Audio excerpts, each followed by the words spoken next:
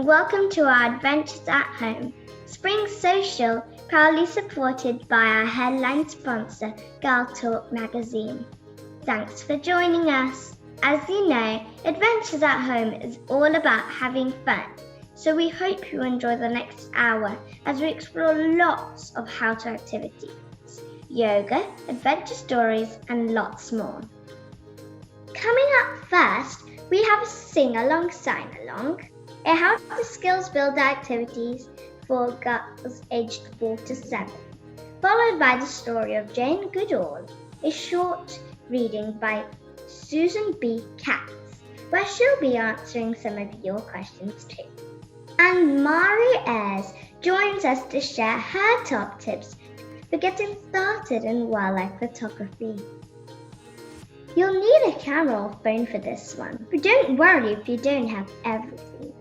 You can always pause and watch again later, because all these videos will be on our YouTube channel afterwards. While you watch, see if you can solve this riddle. Billy's mother had 5 children. The first one was named Lala, the second one was named Lele, the third one was named Lily, and the fourth one was named Lolo. What was the 5th child named? Get thinking and we'll reveal the answer soon.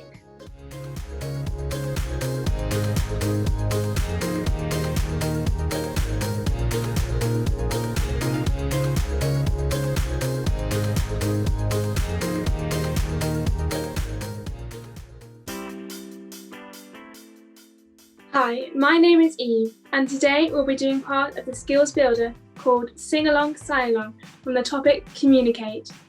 I hope you've got your singing voice and signing hands ready to perform a campfire song in Makaton. Makaton is a language program that gives everyone a helping hand to talk using gestures and pictures. You can use it to tell someone what you want, make choices and join in. Perhaps you've already used it at school or seen it on TV, or you might have even learnt your promise in Makaton.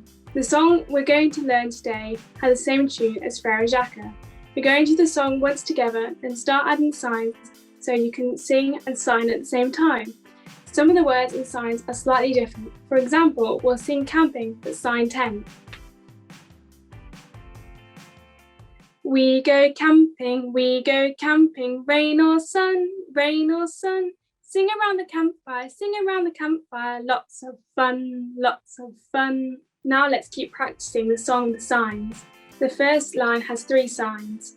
We go tent. Let's try that slowly with the song line. We go camping. We go camping. And one more time. We go camping. We go camping. The second line uses rain. Flush your fingers as your hands move down in front of you. And you can sign this in either direction. Sun. Can you sing it with me? Rain or sun, rain or sun. And again, rain or sun, rain or sun. Now the third line, sing. Group. Your hands move apart and around the palms facing the body. Fire. Flush your fingers with your palms facing each other, moving upwards. Sing around the campfire, sing around the campfire. And again, sing around the campfire, sing around the campfire. And finally, the last line has just 2 signs. A lot. We knock the sides of our fists together twice. Fun. Lots of fun, lots of fun. One more time. Lots of fun, lots of fun. Well done. Now let's sing the song all the way through. We go camping, we go camping. Rain or sun, rain or sun. Sing around the campfire, sing around the campfire. Lots of fun, lots of fun.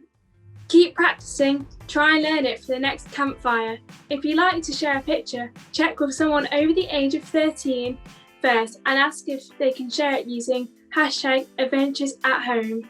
This activity was from the Communicate Skills Builder Stage 1.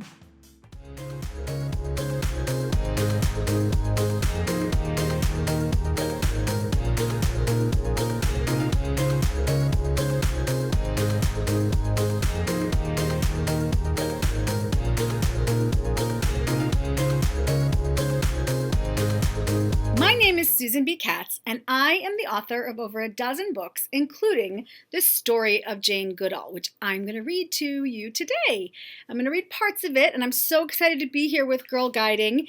I am first going to read about when she was a child. Jane loved living near the sea. Once in a while, her mother would take Jane and her sister to a relative's farm in the country. Curious, 4-year-old Jane wanted to understand how hens lay eggs. So Jane sat in the hen cage and waited. Hours later, the hen came in and settled down. Jane watched and waited. Finally, the hen wiggled out an egg. Jane gasped with excitement. This was her first real animal observation. Jane ran home to tell her mother all about it. Jane's mother took her to the library often. There, she found a book called The Story of Dr. Dolittle by Hugh Lofting. Jane loved how Dr. Dolittle spoke to the animals so much that she read it over and over again. So Jane was actually born in England, and then she went to Africa to work with chimpanzees and research them. So we're going to read a little bit about David Greybeard, one of the chimpanzees. A little later on, an older chimp with a gray beard let Jane come close to him. Jane had named him David Greybeard. Jane held out a piece of fruit. When David Greybeard reached for the fruit, he rested his fingers in Jane's hand and held it. This was magical for Jane. Another day, Jane saw that David Greybeard was holding a long grass stem and sticking it into a termite mound. He was using it as a tool to get termites so he could eat them. This discovery was groundbreaking. Before Jane's observation, scientists thought that only humans made and used tools. Jane immediately sent a telegram about her discovery to Dr. Leakey. She observed other chimps in David Greybeard's community. Jane used their features and personalities to tell them apart. Goliath was outgoing and adventurous. He was the most powerful male of the troop at that time. Flo, the oldest female of the troop, had a big nose like a bulb and ragged ears. Mr. McGregor, one of the first chimps Jane met, was often grumpy. So Jane named him after the crabby gardener in the book The Tale of Peter Rabbit.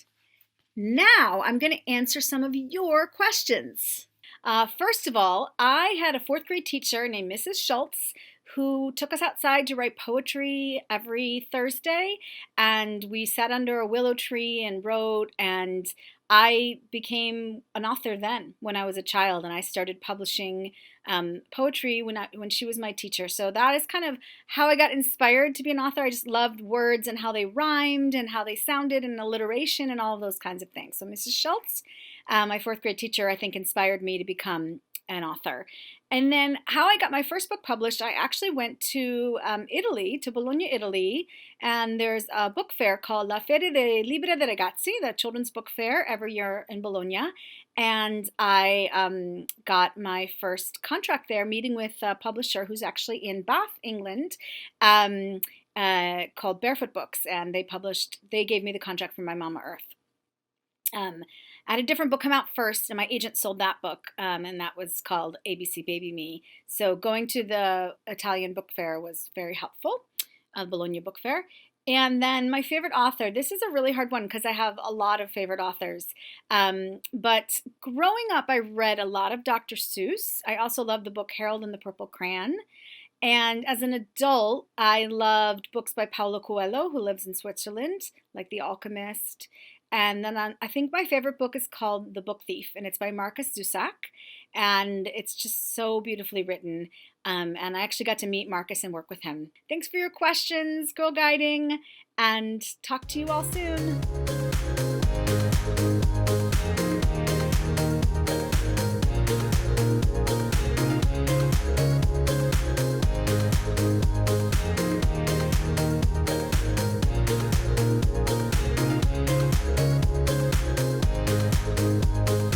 Hello, I'm Mairi and I'm a 22-year-old award-winning wildlife and landscape photographer. I've been taking nature photos since I was 13 years old, which is 9 years ago now, so quite a long time. And today I'd like to share with you some of my favourite photos that I've taken and my top tips for taking your own. This is a photo that has become known as the fried egg photo in my family, and it won Young Landscape Photographer of the Year in 2015. One morning I noticed that if I got close enough to the dewdrops on my lawn, I could see things inside them. And I'd walked across my lawn so many times before, and yet I'd just not appreciated how beautiful it could be. So my first tip would be to not overlook the beautiful things right under your feet. At the moment we're all limited in the places that we can go, but that doesn't mean that there aren't still beautiful photos to be taken. In fact, I'd argue that photographing the everyday things close to home is actually one of the best ways to push yourself creatively, and it has the added advantage that you can return to the same place again and again in different seasons and weather conditions and really get to know your subject. My next tip would be to think about how you can frame your subject in its surroundings. This is something I do a lot in my photography. For example, with this swan, I'd noticed the patch of light on the river ahead and I knew it would make a good frame, so then it was just a matter of getting myself in the right position and waiting for the swan to swim past. I think framing your subject like this can be a really fun challenge, so I'd encourage you to get out and really become aware of the foreground and background in your images, and try seeing if you can make those elements as important to the composition as the subject itself. My third tip would be to get down on the same level as your subject. This can be particularly fun if you're photographing small things like insects. When you get down on their level, you start seeing things from their perspective, and this whole miniature landscape is revealed. For example, with this ant, I was able to turn a fern frond into a dramatic cliff edge. My fourth tip would just be to experiment and not be afraid to make mistakes. The great thing about digital photography is that if you have a camera or a phone in your hand, it doesn't cost anything to take a photo. So take lots. I challenge you to pick a subject and try and take as many different photos as you can of it. Try getting up close or shooting from further away, and move all around your subject to try out different angles. Then when you've taken as many as you can, go through and figure out which ones you like best. And think about why you like them. I spent quite a while photographing these snowdrops before I realised that if I was in the right position, I could frame them against the sun setting through the hedge behind. This process of trial and error is the only way I've come to understand and improve my photography. Finally, I'd really encourage you to enter competitions. These are usually free for under 18s to enter, so there's really nothing to lose. This photo was highly commended in the British Wildlife Photography Awards when I was 14, and getting recognised for my photography so early on was a massive boost and really encouraged me to pursue it further. I was actually able to buy a lot of the equipment that I have now by winning money and camera vouchers in competitions like the Young Landscape Photographer of the Year and the RSPCA's Young Photographer Awards. Some competitions, like the one by the RSPCA, even have specific categories for photos taken on your mobile phone. That's all from me. We'd love to see the photos that you take, so please do share them with us using the Adventures at Home hashtag. If you're under 13, just remember to ask someone to share your photos for you. And if you'd like to see any more of my photos, I have an Instagram account at Mairi Eyres. Thanks for watching and good luck taking your photos.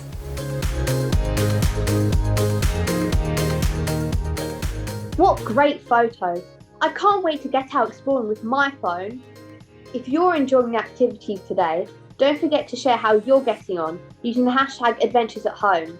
But make sure you check with someone over the age of 13 first. While we all can't meet up in person, we asked you what you've been getting up to in the meantime and have had some great answers. First Deer and Rainbows have given laughing yoga a try, and of course have had a visit from a goat on Zoom. While Fourth Bramwell St Michael's Brownies have tried escape rooms and a pyjama film evening. And Fourth Edinburgh Guides have had a virtual tour of Girlguiding headquarters in Guatemala. Amazing! Whatever you've been up to, we hope you've been staying safe. Can you remember the riddle we asked you about earlier? Billy's mother had 5 children. The first was named Lala, the second was named Lily, the third was named Lili, and the fourth was named Lolo. What was the 5th child's name? Have you figured it out? The answer is, of course, Billy. Keep an eye out for the next one. Let's continue with our adventures today. Next up, we have Made to Measure, a how-to skill builder activity for girls aged 4 to 10, with thanks to our friends at Rolls-Royce. Then discover your inner adventure with top tips from Tori James, the president at Girlguiding Cymru and the first Welsh woman to climb Mount Everest. And learn how to make your own 2-ingredient dough for pizza or dough balls. You'll need these materials for the made-to-measure how-to: a pen and paper, a sponge, a paper straw, a cocktail stick, scissors, sticky tape, a measuring tape, and a tea towel. You'll also need access to a tub of water or a shiny table. For the 2-ingredient dough, you'll need a cup of Greek yogurt, a cup of self-raising flour, a mixing bowl and spoon, and a baking tray.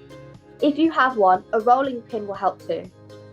We're going to make pizza with our dough, so you'll also need some pizza toppings.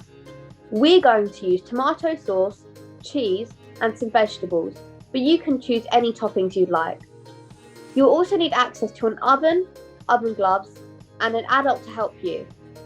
Remember, before using any ingredients, check for allergies and remember to wash your hands.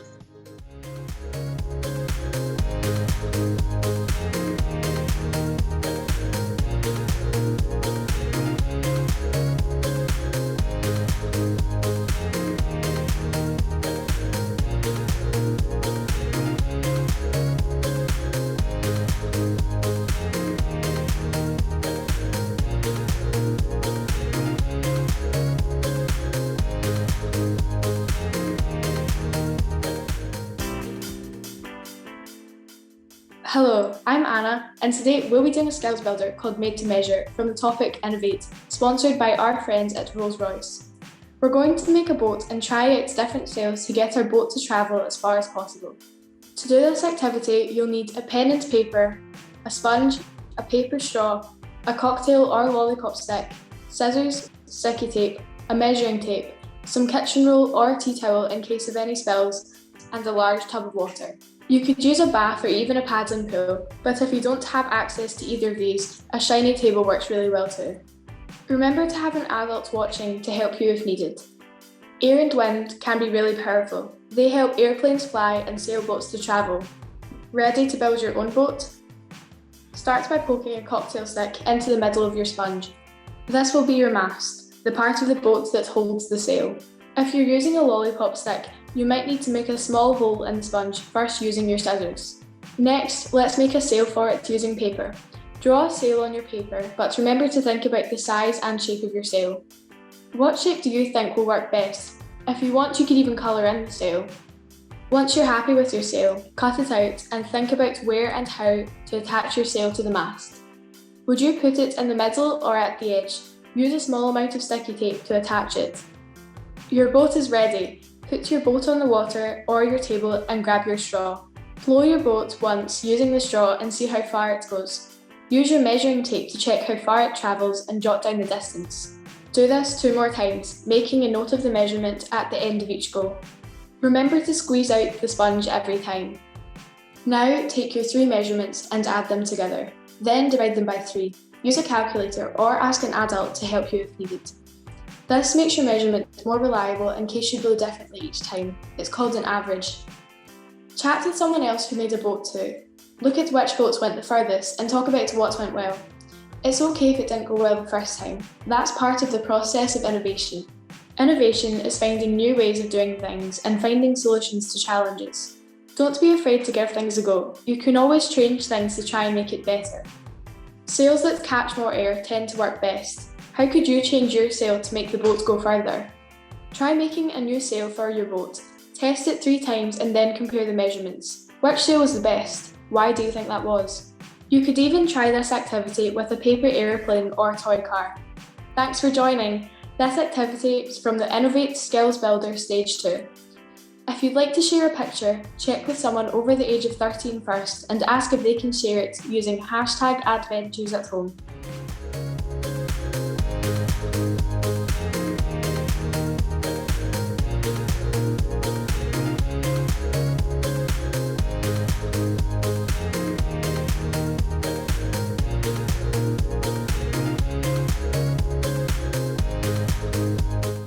Hello everyone, my name's Tori James. I'm the president of Girlguiding here in Wales, and I'm also the first Welsh woman to climb Mount Everest. Now, when I think about adventure, I think of getting outside. I think of human-powered journeys. I think of being part of a team and the camaraderie that comes with that. I think about testing yourself against the elements and the physical challenge that comes with exploring new and different environments. There's one thing that I think is common to all adventurers, and that's a desire to step outside of your comfort zone.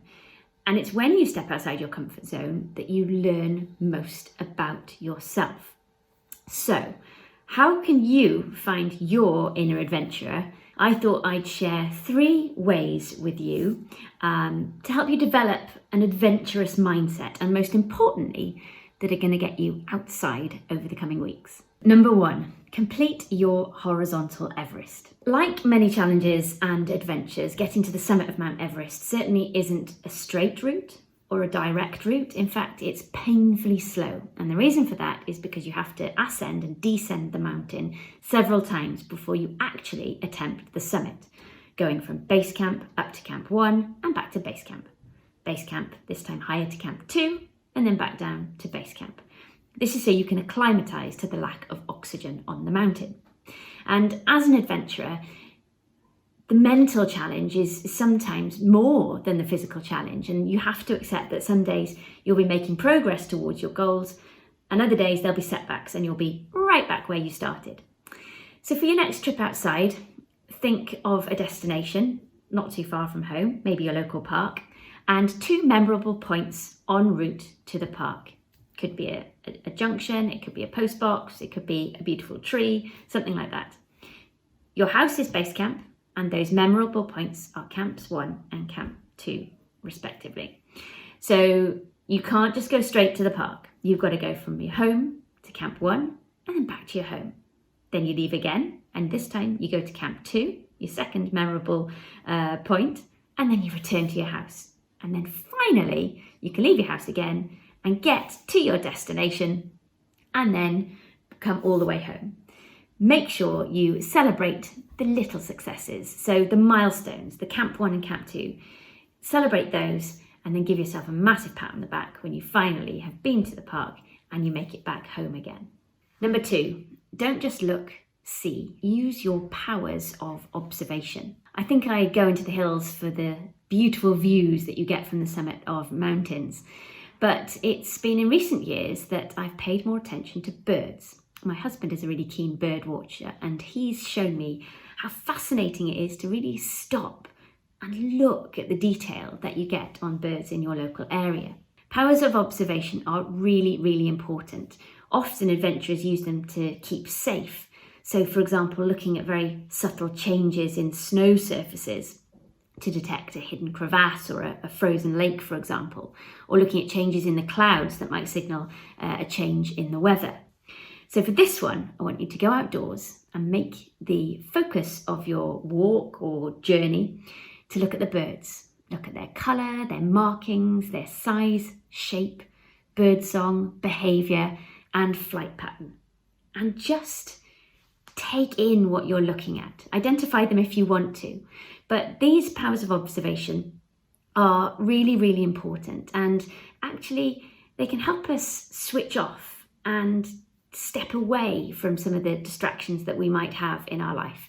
And ultimately, they're going to bring us just a little bit closer to nature.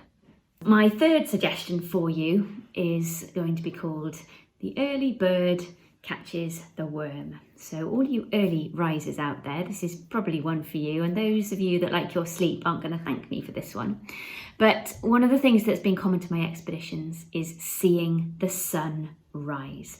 There is just something magical about being up and awake and to witness this. And one of my earliest experiences is when I was a guide and I travelled to our chalet in Switzerland, and a small group of us were able to climb a local peak for the sunrise. It's an experience that stuck with me and I'm sure was one of the things that made me fall in love with the mountains in the way that I have done. And it was the same on Everest. You know, you leave for the summit of Everest at about 9 p.m. at night and you climb through the night in the darkness to aim to reach the summit in the early hours of the morning. And so you're climbing and you're seeing the sun come out around you across the Himalayas. It's just truly spectacular. So for this one, find yourself a local viewpoint, check the weather forecast, set those alarms, make a hot flask to take with you, persuade somebody else to come along as well, and go and see the sun rise. Seeing the sunrise has got to be on one of your list of things to do. So good luck and let me know how you get on.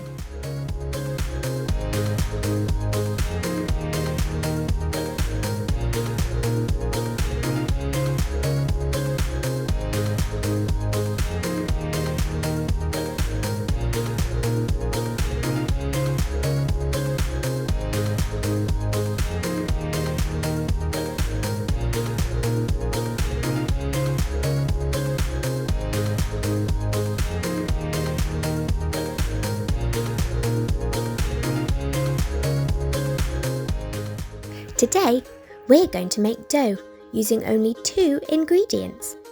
We'll use this dough to make our very own pizzas.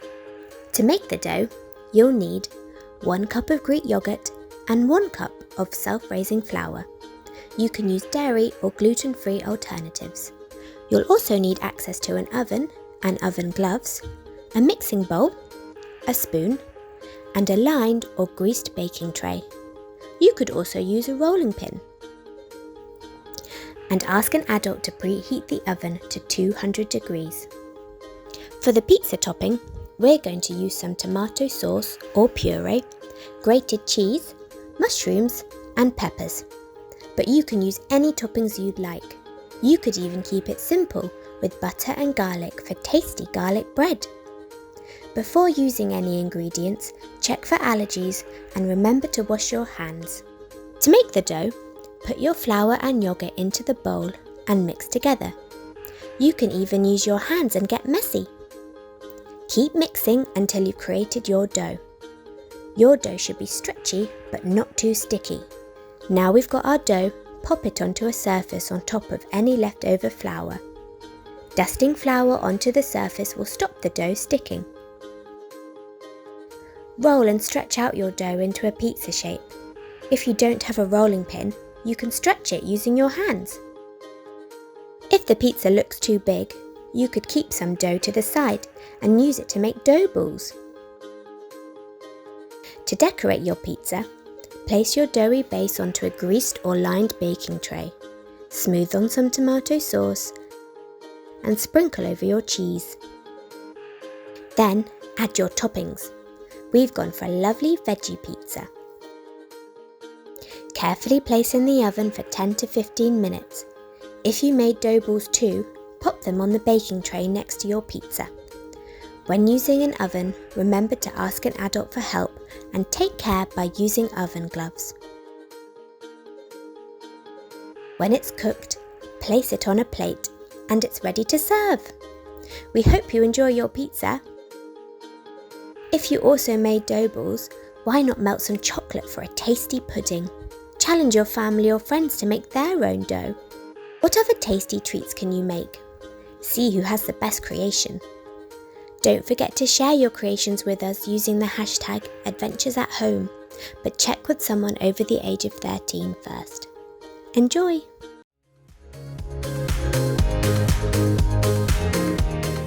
That looks so tasty! I hope you're ready for our next set of activities. During part 3 of our Adventures at Home Spring Social, we have Invent a Gadget, a how-to skills builder activity for girls aged 7 to 14, with thanks to our friends at Go Outdoors. A relaxing yoga and breathing session with Pauline Reay, and have a go at creating a positive affirmations poster with Lance Corporal Laura from the British Army to help give yourself a little confidence boost, especially during tough times. For the Invent a Gadget how-to, you'll need some string, pencils, and a biscuit. And for the affirmations poster, you'll need some pens and paper or a phone. Before the yoga session, you'll need to clear some space around you and remember to take care when stretching. Don't try anything that feels uncomfortable. See if you can solve our next puzzle too. Find a word that links with these words: cake, Swiss, and cottage. Good luck and get ready for Invent a Gadget.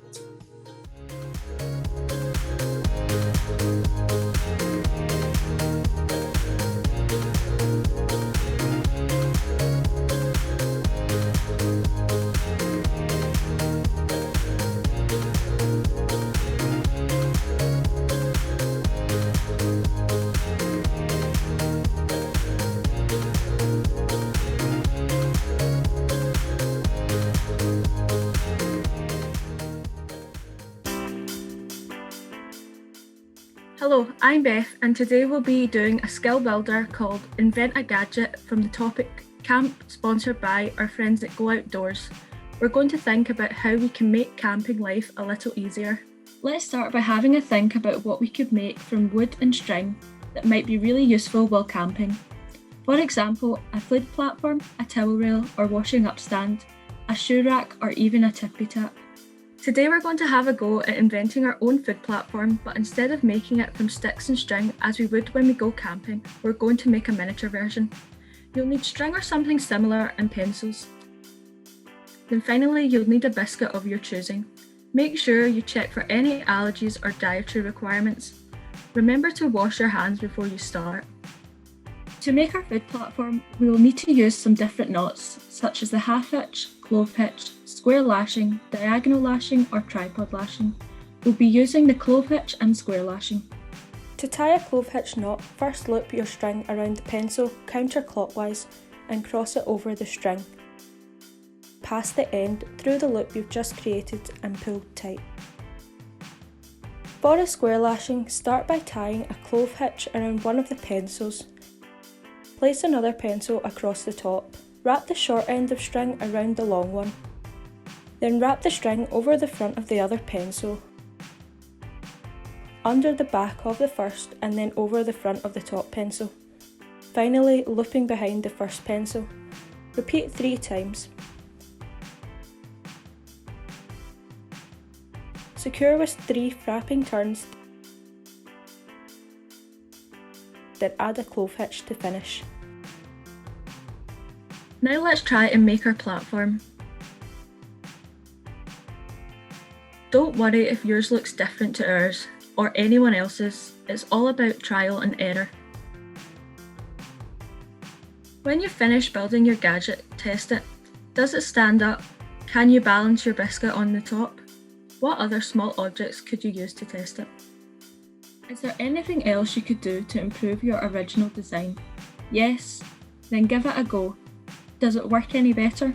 Try designing and making other gadgets. Think about if it would work on a larger scale with sticks and string, or perhaps using food like strawberry laces and chocolate fingers. Can you make an edible structure? Remember to check for allergies and wash your hands before you use food. Don't forget to tell your unit about your invention and how well it worked. Thanks for joining. This activity was from the Camp Skills Builder Stage 3. If you'd like to share a picture, check with someone over the age of 13 first and ask if they could share it using #AdventurousAtHome.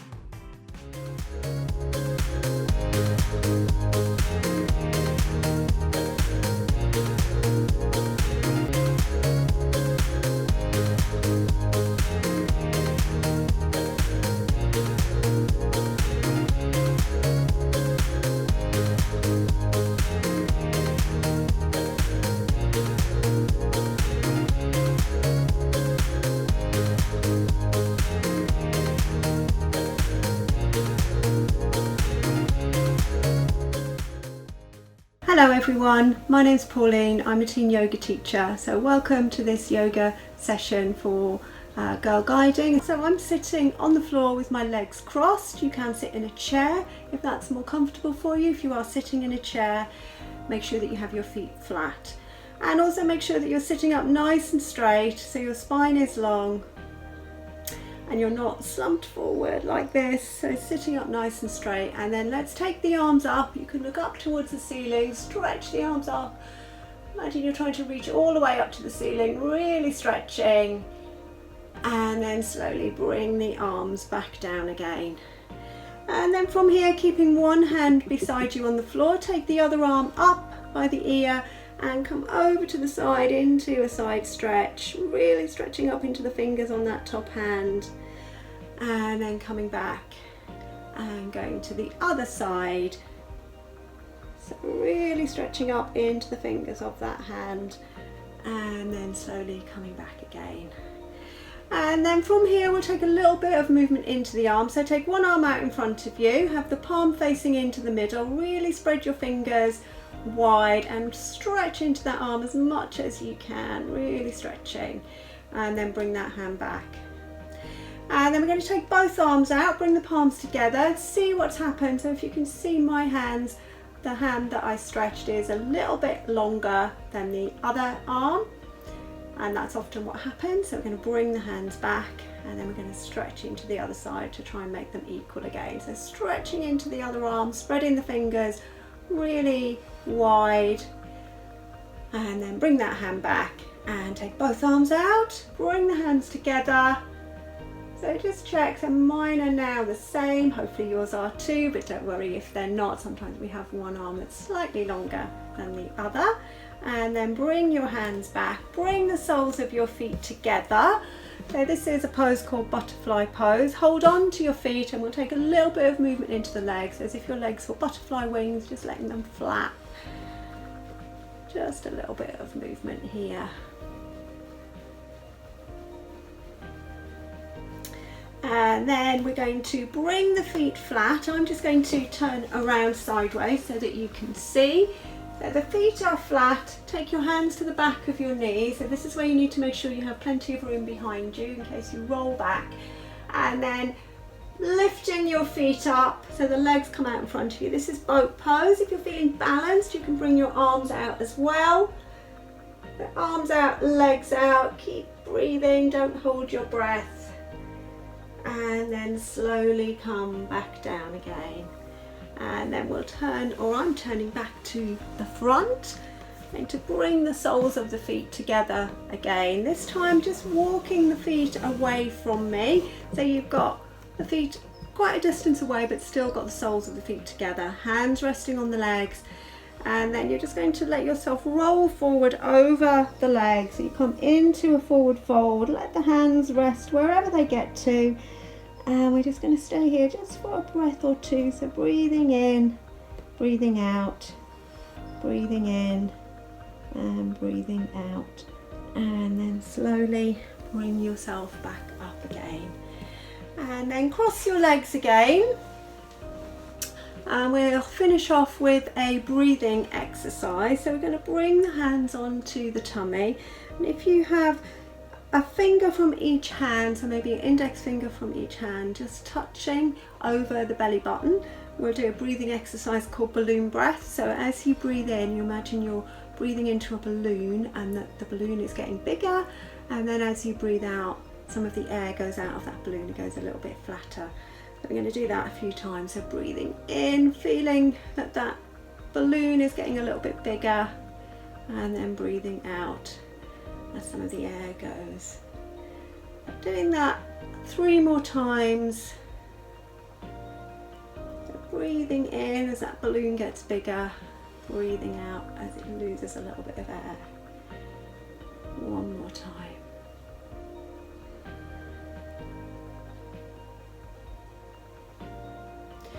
And then releasing your hands, just bring your hands onto your legs, maybe close your eyes or look down if you don't want to close your eyes.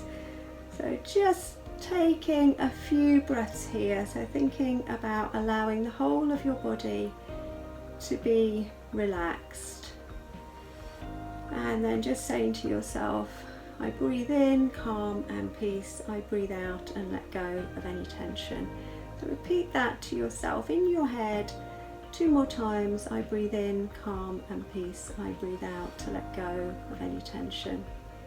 I breathe in, calm and peace. I breathe out to let go of any tension. And then slowly open your eyes if you've had them closed. Take your arms up. Let's take a last stretch, just stretching the arms up. Bring your palms together at the top and then bring your hands down. and then you can release your hand. So thank you very much, everybody. I hope that you enjoyed the session, and if you'd like to share it with the hashtag adventures at home, that's fine. You may need to get someone over the age of 13 to do that for you. Thank you very much, everyone.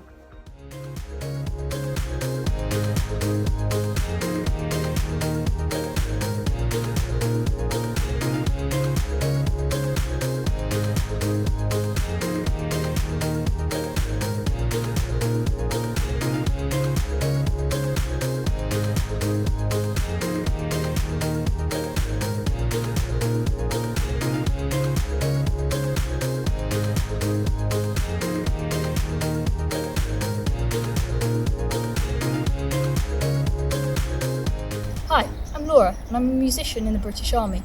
I'm also a Girlguiding volunteer in Hampshire. I hope you're enjoying the Spring Social. This past year has been a really difficult time for many of us, and while we are looking after others, such as family and friends, it's important to be kind and look after ourselves too. I'm going to talk through how you can make a daily affirmations poster or video. It's a great way to remember to be kind to yourself and give yourself a confidence boost, especially during these difficult times. Affirmations are positive words and statements that are spoken or written to motivate and support you or others. These can be anything that make you feel good. For example, I am loved, I believe in myself, and I'm proud of myself. To get started, you'll need access to some pens, some paper, or even a phone. Whether creating a poster or a video, jot down affirmations for yourself on a scrap piece of paper. It is important for affirmations to be positive, short, and about yourself. They should make you feel good and mean something to you. Some of my favourite examples are, I'm proud of myself. There are many things I do within my work for the Army and within my volunteering for Girlguiding that makes me proud of my achievements every day. I believe in myself. The Army gives me opportunities to try new things. One of these was the chance to go coast-steering, which is jumping off cliffs into the sea. This was really quite scary at first, but I believed in myself that I could do it, and I really enjoyed it overall. I can do this. This could be anything you may think is challenging. So for me, learning a difficult piece of music. This will vary from person to person, but is always reminding yourself that you can achieve is important. Find a quiet space and get comfortable. Choose your favourite affirmations that you'd like to remind yourself of every day. Now it's time to get creative and design your daily affirmation poster. Jot down your affirmations, adding drawings or pictures where you'd like. Feel free to be creative.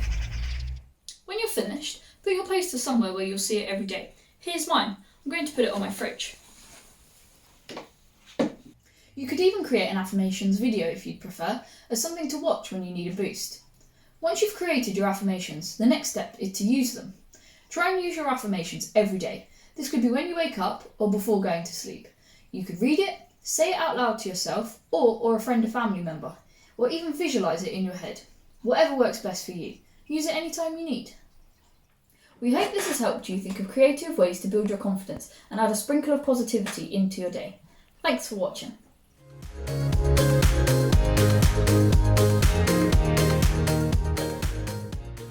I'm feeling really relaxed after those activities. I hope you are too.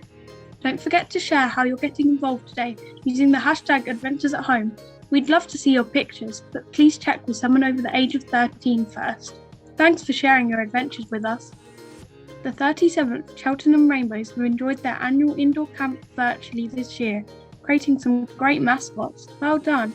The 4th St Neots Love Farm Brownies enjoyed a pamper pack and evening, and the 10th Lee South Guides discovered the famous Smithsonian Museum in their Zoom meeting and completed a mission to Mars. Amazing adventures, everyone. Now, did you solve our puzzle? What links cake, Swiss and cottage? The answer is cheese. Can you solve our last puzzle? It's an anagram, tuna verde. An anagram is a word or phrase created by rearranging the letters of another word or phrase. Keep a lookout at the end for the answer.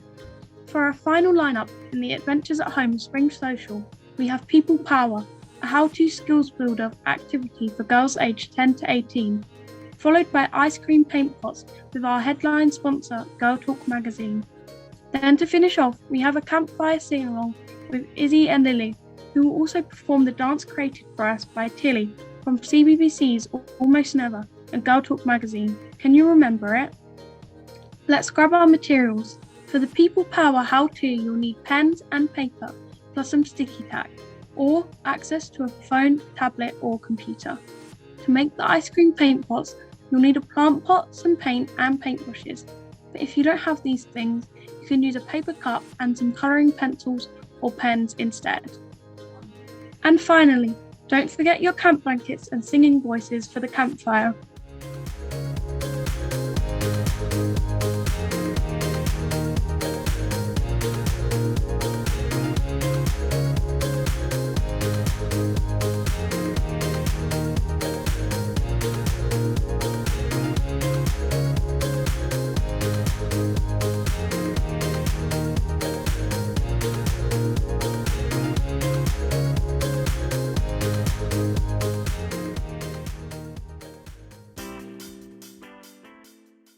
Hi, I'm Heather and welcome to the Skills Builder People Power from the topic Influence. Do you ever come across issues that make you angry but you're not sure what you can do about them? We're going to look at how we can channel that energy to make positive change happen. All you'll need is some paper and a few pens plus some sticky tack, or you could even do this on a phone, tablet or computer. Think about an issue you care about and that needs to change. It might be a broad issue that affects lots of people, not just you. This could be racism, plastic in the ocean, level of homelessness in your area, or lack of diversity in the media. Jot down your issue on a piece of paper and think about 3 reasons why the issue makes you frustrated. You can even discuss this with any friends or family nearby. Now let's think about what the ideal situation would be and jot it down next to your issues. For example, more Black people are cast as lead characters in film and television, playing positive role models rather than racially stereotyped characters. Let's channel your energy into something positive. Think of 5 actions you could take and jot each one down. For example, speak to people who work on the issue and find out how you can help. If you're over the age of 13, you could post about your issue on social media. You can make posters and banners to stage a protest, or you can make a petition to take your issue to decision makers. Choose the action you think would make the most positive change. You could even ask your friends what they are doing, as working together could have a bigger impact. More complicated actions might want more than one person planning and doing them. Plan how you're going to take action. You'll need to think about what message you want to send, who you want to reach, and when you'll do it. Start to put your plan into action. How many people can you influence? Could you measure the impact of your actions? Count how many people engage with your message or how many people take action themselves. For example, signing a petition. This activity was from the Influence Skills Builder Stage 5. If you'd like to share a picture, check with someone over the age of 13 first and ask if they can share it using #AdventuresAtHome.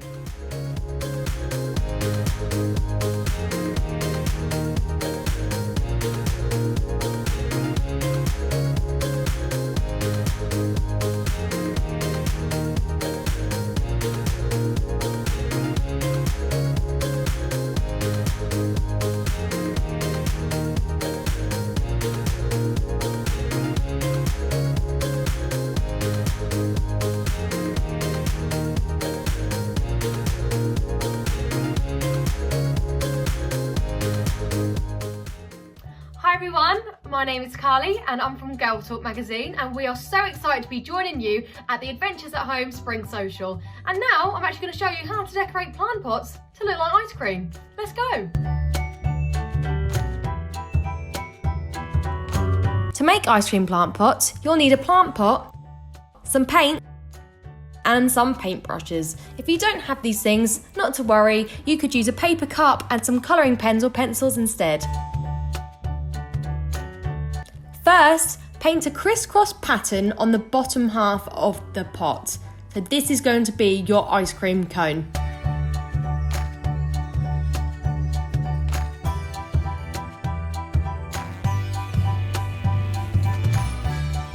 Next, paint a wobbly line around the top of the pot and fill it in. This is your sauce, and it can be any colour you'd like. Then paint on the ice cream underneath the sauce.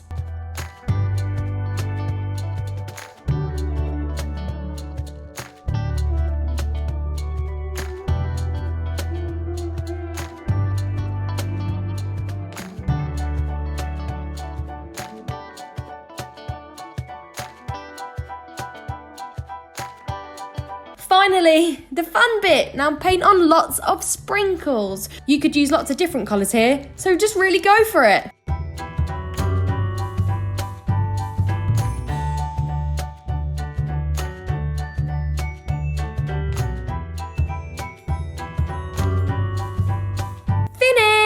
Now you're all done, and don't forget to make sure your plant pot is dry before using it. You don't want to get a mess everywhere. But now you're done, why not try some different designs and colours? Go get creative and have fun.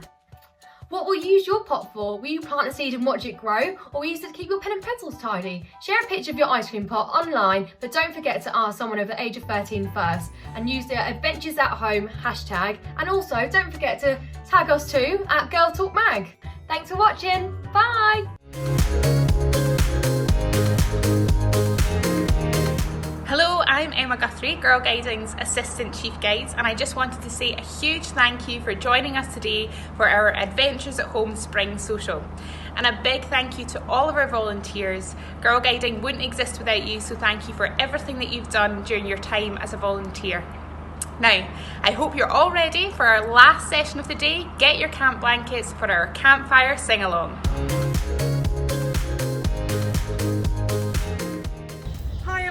My name's Izzy and this is Lily, and we're here today with your Girlguiding Adventures at Home Spring Social Campfire Sing-Along. We'll be doing lots of different songs with lots of different actions, so feel free to join in at home. You can move your hands, your toes, your eyes, or just running the lyrics, it's up to you. We have our camp blankets here with us, and we're being very safe here today. We have our fire bucket full of water, and we've built our fire in a large open space. We have our hair tied back and any loose clothing tucked in and jewellery tucked in as well. If you want to make a fire at home, please make sure you have an adult present, and please don't leave your fire unattended. Before we start singing, let's get warmed up. Earlier you'd have seen Tilly from CBBC's Almost Never and Girl Talk magazine do a dance. Do you think you remember it? We should do it all together right now.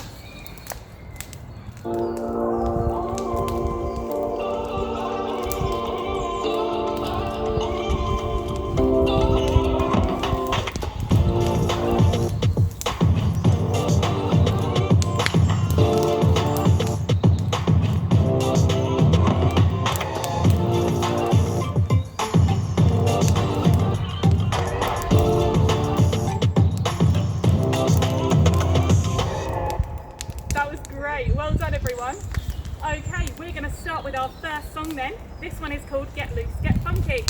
This is a repeat after me song. This is a repeat after me song. This is a copy everything I do song. This is a copy everything I do song. Get loose, get loose, get funky, get funky, get down to the beat, get down to the beat.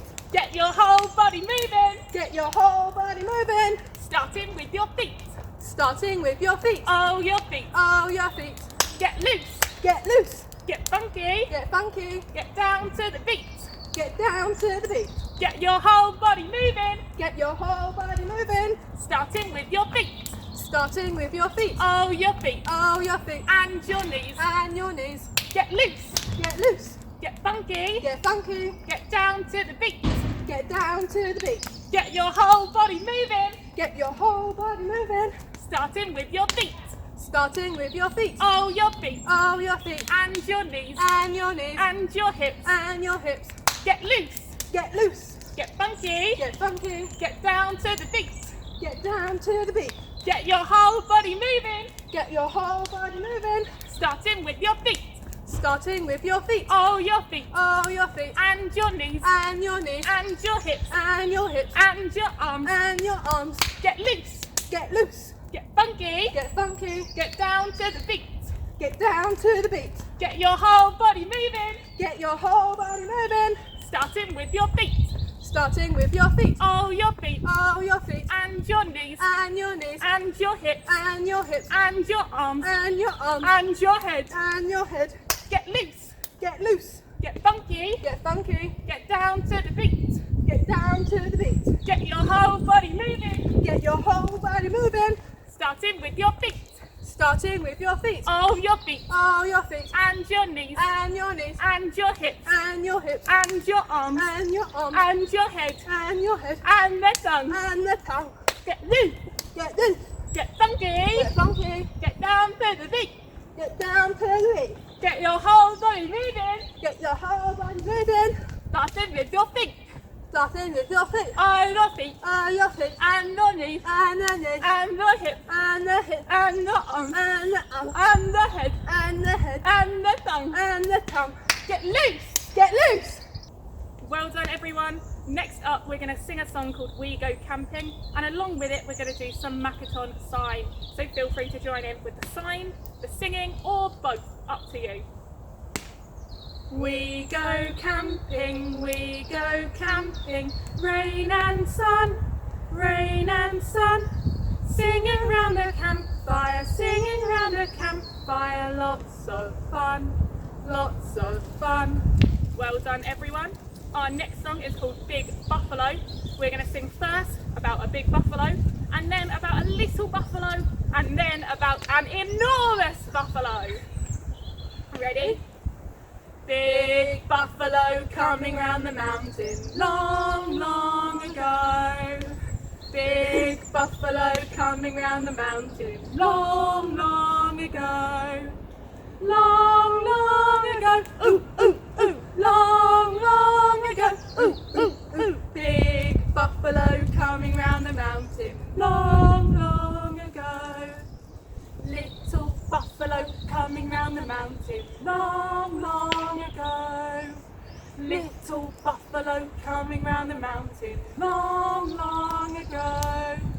Long, long ago, long, long ago, little buffalo coming round the mountain long, long ago. Enormous buffalo coming round the mountain long, long ago.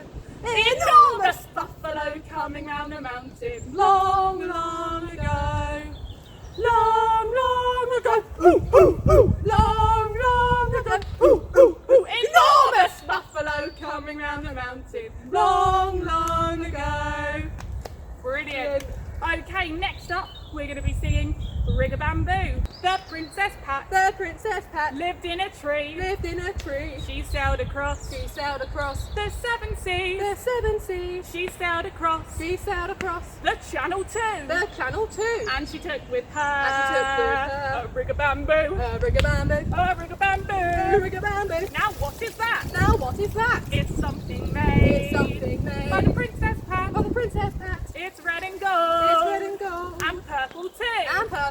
That's why it's called a Rig-a-Bamboo. Now Captain Jack had a mighty fine crew. He sailed across the Channel too. But his ship sank. And yours will too. If you don't take a Rig-a-Bamboo. Now what is that? It's something made.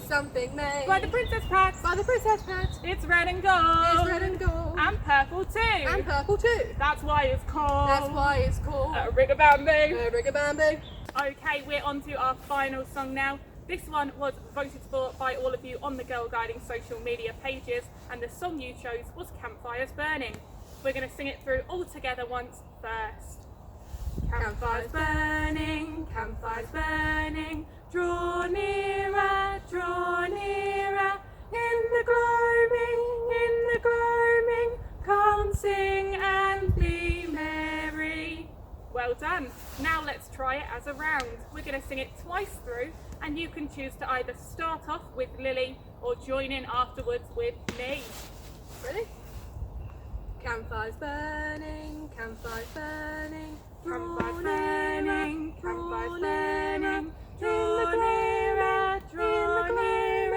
come sing and in the gloaming, come sing and be merry. Campfires burning, draw nearer,